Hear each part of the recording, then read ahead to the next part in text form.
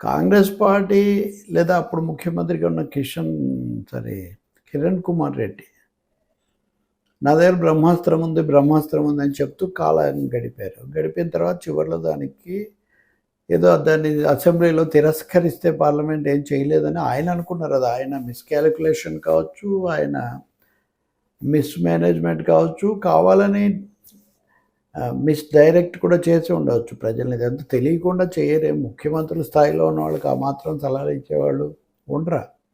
కాలం గడపడానికి ఆ వాదన తీసుకొని వచ్చారు. కేంద్రము కాంగ్రెస్ పార్టీ దాని అవసరాల ప్రకారం అది చేసింది. బీజేపీ బలపరిచింది. తెలుగుదేశం పార్టీ లేఖ ఇచ్చింది. ఇందులో ఎవరి వంతు పాత్ర వాళ్ళు నిర్వహించారు. కాబట్టే పార్లమెంట్లో అది అయిపోయింది అనిపించగలిగారు. సిపిఎం వాళ్ళు ఇంకా 2 పార్టీలు కొంత భిన్నాభిప్రాయం వాళ్ళు అక్కడ చెప్పారు. అంటే ఈ ఆమోదిస్తున్న పద్ధతి ఇది సరిగ్గా లేదు అని. అలాగే రాజ్యసభకు వచ్చాక ప్రత్యేక హోదా కోసం వెంకయ్య నాయుడు 5 ఏళ్ళు అడగటం, కాదు 10 ఏళ్ళు అనటం ఏదేదో జరిగింది. కానీ అదేమీ వాస్తవం కాలేదు. తర్వాత తెలుగుదేశం అధికారంలోకి వచ్చింది, బీజేపీ కేంద్రంలో వచ్చింది. వాళ్ళేం చేయలేదు. కాబట్టి ఇవి 2 భాగాలు. దీని మీద ఆయన సుప్రీంకోర్టులో కొంత ఆలస్యంగా కేసేసరి చెల్లుబాటు కాదు, ఇది రద్దయినట్టు ప్రకటించాలని అది ఊరికే సాగుతోంది.